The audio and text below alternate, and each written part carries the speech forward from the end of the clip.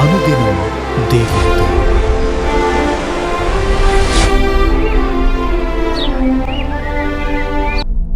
Praise the lord. అనుదినం దేవునితోనే కార్యక్రమాన్ని చూస్తున్న మీ అందరికీ మన ప్రభు అయిన రక్షకుడైన యేసుక్రీస్తు ఘనమైన నామంలో వందనాలు. ఈ ఉదయకాలం దేవుని వాక్యం చూసుకుందాం. ఎఫెసీయులకు రాసిన పత్రిక 5వ అధ్యాయం 6వ వచనం. వ్యర్థమైన మాటల వలన ఎవడును మిమ్మును మోసపరచనీయకుడి. ఒక వ్యక్తి ఫ్రిడ్జ్ కొనడానికని షాప్కి వెళ్ళాడంట. వెళ్ళి తనకు తెలిసినటువంటి ఒక కంపెనీ పేరు చెప్పి ఆ ఫ్రిడ్జ్లు కావాలండి అన్నాడంట. ఆ షాప్లో ఉన్నటువంటి సేల్స్మెన్, సార్ ఆ ఫ్రిడ్జ్ వద్దు, ఆ ఫ్రిడ్జ్ కొన్నటువంటి వాళ్ళందరూ కూడా కస్టమర్లు కంప్లైంట్ ఇవ్వడం బట్టి మేము ప్రస్తుతం ఆ ఫ్రిడ్జ్లను తెప్పించడం లేదు. మా షాప్లో వేరే కంపెనీల ఫ్రిడ్జ్లు కూడా ఉన్నాయి, అవి న్యూ మోడల్స్, చాలా చక్కగా పనిచేస్తాయి, కంప్లైంట్ కూడా ఏమీ లేవు, ఇవి కొనండి చాలా బాగున్నాయని చెప్పి ఆ వ్యక్తిని ఒప్పించి తమ వద్ద ఉన్నటువంటి ఫ్రిడ్జ్ను కొనేలా చేశాడంట. నిజానికి ఆ వ్యక్తి అడిగినటువంటి కంపెనీ ఫ్రిడ్జ్ కంప్లైంట్ రావడం బట్టి కాదు, కానీ ఆ కంపెనీ ఫ్రిడ్జ్ తమ వద్ద స్టాక్ లేనందువలన అతను అబద్ధమాడి తమ వద్ద ఉన్న ఫ్రిడ్జ్ కొనిపించాలని సేల్స్మెన్స్ ఆ రకంగా అబద్ధమాడినాడు. మనం బాగా పేరున్న ఫ్రిడ్జ్ గురించి మనం అడిగినట్లయితే సేల్స్మెన్స్ అంటారు, అయ్యో ఆ ఫ్రిడ్జ్లు కొత్తలో వచ్చినప్పుడు బాగా పనిచేసాయండి, చాలా బాగా తయారు చేశారు, అయితే రాను రాను ఆ ఫ్రిడ్జ్ల నాణ్యత పడిపోయింది, అవి సరిగా పనిచేయడం లేదు, గుడ్విల్ని బట్టి అవి అమ్ముడుపోతున్నాయి అంతే అని చెప్పి మనలను ఒప్పించడానికే సేల్స్మెన్ ప్రయత్నం చేస్తూ ఉంటారు. దాదాపుగా సేల్స్మెన్స్ అందరూ కూడా తమ వద్ద లేని వస్తువులను అవి మంచివి కావని, తమ వద్ద ఉన్న వస్తువులే మంచివి అని చెప్పి కస్టమర్లను ఒప్పించి అవి కొనుక్కునే విధంగా చేస్తారు. అట్లనే ఎంత దినాల్లో అబద్ధ బోధకులు తయారైపోయినారు. ఆ సేల్స్మెన్స్ ఏ రీతిగా తమ వద్ద ఉన్నవే మంచివి అని చెప్పి తమ వద్ద లేని వాటి గురించి మంచివి కావు అని ప్రజలను ఎట్లా మభ్యపెడుతున్నారో, అబద్ధములాడి వారి వ్యాపారాన్ని కొనసాగిస్తున్నారో, అట్లనే అబద్ధ బోధకులు కూడా తమకు అనుభవంలోనికి రాని విషయాల గురించి అనుభవించినట్లు అబద్ధాలాడి బోధలు చేస్తూ ఉంటారు.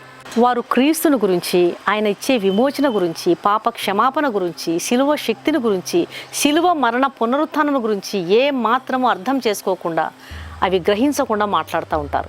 ఈ అబద్ధ బోధకులు క్రీస్తు నిజమైన వ్యక్తి అని, శక్తిమంతుడని, అద్భుతకరుడని అన్నీ చెప్తారు, కానీ క్రీస్తు శిలువ వేయబడలేదు, ఆయన శిలువలో మరణించలేదు, ఆయన స్థానంలో వేరొక వ్యక్తి మరణించినాడు, ఆయన తప్పించుకున్నాడని చెప్పి అబద్ధ బోధలు చేస్తూ ఉంటారు. ఎట్లయితే సేల్స్మెన్ నేను నిజమే చెప్తున్నాను అని చెప్పి అబద్ధం ఆడుతున్నాడు, అట్లనే అబద్ధ బోధకులు కూడా క్రీస్తు శిలువ వేయబడలేదు అని చెప్పి వాళ్ళు అబద్ధం మాట్లాడుతూ ఉంటారు. యేసు ప్రభు కాదని చెప్పు ప్రతి వాడు అబద్ధికుడు. అలాంటి బోధలు మనం వినకూడదు. ఉపవాసం ఉండకూడదని కొంతమంది, కన్నీటి ప్రార్థన చేయకూడదని కొంతమంది, భార్యాభర్తలు కలిసి ప్రార్థించకూడదని కొంతమంది, ఇట్లా రకరకాలుగా ఈ అంత్య దినాల్లో అబద్ధ బోధలు ఎక్కువైపోయినాయి. అబద్ధ బోధలను మనం వినకుండా దేవుని సన్నిధిలో ప్రార్థించాలి. తండ్రి, నీ చిత్తానుసారంగా నడవడానికి నాకు నేర్పించుము, పరిశుద్ధాత్మ దేవ, నీ సత్యమైన మార్గంలో నన్ను నడిపించు నాయన, మీ ఆత్మచేత నేను నడిపించబడాలి, మోసపూరితమైన బోధల నుంచి, అబద్ధ బోధల నుంచి, తప్పు బోధల నుంచి నన్ను తప్పించు, కాపాడు ప్రభు అని దేవుని సన్నిధిలో మనం ప్రార్థన చేయాలి. దేవుని రాజ్యంలో మనం ప్రవేశించాలి అంటే తప్పకుండా మనం చేసినటువంటి పాపాలు మనం ఒప్పుకోవాలి, దొంగిలించిన వాటిని తిరిగి ఇచ్చివేయాలి, మనసాక్షిని సరిచేసుకోవాలి. దేవుని ఎదుట నువ్వు మోకరించి ప్రార్థిస్తున్నప్పుడు నీ మనసాక్షి నీకు దోషారోపణ చేస్తున్నప్పుడు ఏ ఏ విషయాల్లో దోషారోపణ చేస్తుందో వాటన్నిటిని కూడా ప్రభు సన్నిధిలో దీనంగా ఒప్పుకోవాలి, సరిచేసుకోవాలి.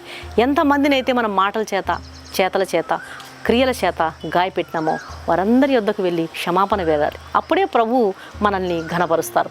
అప్పుడు మనం దేవుని బిడ్డలు అనిపించుకోవడానికి యోగ్యత కలిగి ఉంటాం. ఎవరో మన తప్పును సరిచేసేది కాదు, ఎవరో మన తప్పును ఎత్తి చూపేది కాదు, కానీ దేవుని నామంలో ప్రార్థన చేసే, ప్రభు నామంలో ప్రార్థన చేసే మనకు తప్పకుండా పరిశుద్ధాత్మ దేవుడు ప్రేరేపిస్తాడు.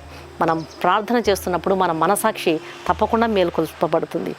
చాలామంది మనసాక్షిని నొక్కి పట్టుకుంటారు, చాలామంది మనసాక్షిని మలినపరుచుకుంటుంటారు, ఇంకొంతమంది మనసాక్షిని త్రోసివేస్తూ ఉంటారు. మనసాక్షిని, మనలో ఉన్నటువంటి మనసాక్షి దేవుని యొక్క స్వరం, దాన్ని ఎప్పుడు మనం నొక్కి పట్టకూడదు, దాన్ని ఎప్పుడు మనం మోసపుచ్చుకోకూడదు, ఎప్పుడు మనం మన మనసాక్షిని త్రోసివేయకూడదు. మనసాక్షిని మనం కంటికి రెప్పలా కాపాడుకోవాలి. ఏ ఏ విషయంలో మనం దేవునికి వ్యతిరేకంగా నడుస్తున్నామో మన మనసాక్షి మనకు బోధించినప్పుడు దాన్ని తప్పకుండా మనం సరిచేసుకోవాలి. అప్పుడే మనం మోసపరుచు బోధల నుంచి మనం తప్పించుకోగలం. దేవుని సన్నిధిలో ప్రతి ఉదయం, ప్రతి సాయంత్రం ఏకాంత ప్రార్థన చేసినప్పుడు మన తలంపులు యథార్థమైనవిగా ఉండేటట్లు ప్రభు మనకు సహాయం చేస్తాడు. రకరకాల బోధలు, కలవరపరిచే బోధల నుంచి మనం తప్పించబడాలంటే మనకు పరిశుద్ధాత్మ దేవుని నడిపింపు అవసరం. కాబట్టి మనం పరిశుద్ధాత్మ దేవుని నడిపింపును కోరుకుందాం. ప్రభు మనకు తప్పకుండా సాయం చేస్తాడు. కళ్ళు మూసుకోండి, ప్రార్థన చేస్తాను. పరిశుద్ధుడైన తండ్రి, ప్రేమగల నాయన, జీవంగల దేవా, ఈ ఉదయకాల సమయంలో మీరు ఇచ్చిన శ్రేష్టమైన వాక్యాన్ని బట్టి నీకు వందనాలు ప్రభువా. వ్యర్థమైన మాటల వలన ఎవడునూ మిమ్మను మోసపరచనీయకుడని వాక్యం ద్వారా మీరు సెలవిస్తున్నారు. అవును నాయన, ఈ అంత్య దినాల్లో అబద్ధ బోధకుల నుంచి, వారి మోసపూరితమైన బోధల నుంచి మమ్మల్ని రక్షించు ప్రభువా.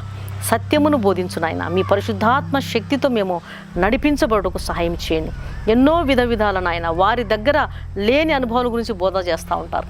పరిశుద్ధాత్మ అనుభవంలో లేని మాటలు, మేము అనుభవించనివి, మేము రుచి చూడనివి, మేము విననివి, మేము కననివి, మా అనుభవంలోనికి రానివి మేమెన్నడూ బోధించనికి లేదు ప్రభువా.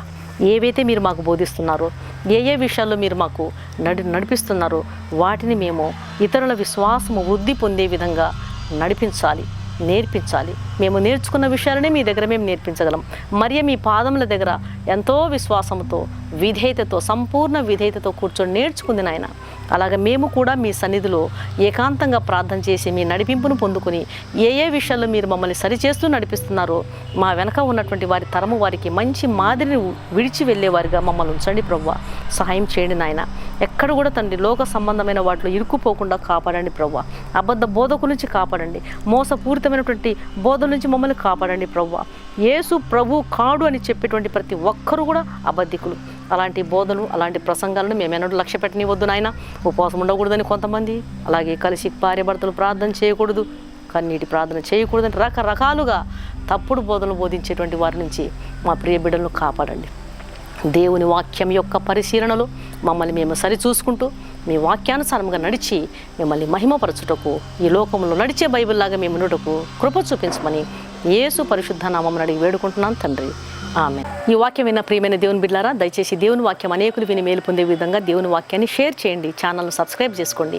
మీ ప్రార్థన అవసరాలను కామెంట్ సెక్షన్లో తెలియజేసినట్లయితే మీ కొరకు తప్పకుండా ప్రార్థన చేస్తాం. ఈ వాక్యం విన్న మీలో ఇంకా రక్షణ పొందని వారు ఎవరైనా ఉన్నట్లయితే దయచేసి క్రీస్తు ప్రభువారు ఇచ్చేటువంటి ఉచితమైన రక్షణను స్వీకరించండి. ఆయన కలువరి శిలువలో నీ కొరకు, నీ పాపముల కొరకు ఆయన బలియాగమైపోయినాడు. ఆయన రక్తంలో కడుగుబడితేనే ఒక పాపికి రక్షణ, నిరీక్షణ, పాప క్షమాపణ, నిత్య జీవం దొరుకుతుంది. ఆయన ఇచ్చే ఉచితమైన రక్షణను స్వీకరించండి. ఆయన ఇచ్చే ఆహ్వానాన్ని తృణీకరించవద్దండి. ప్రభు మీ ఆత్మను రక్షించునుగాక. God bless you.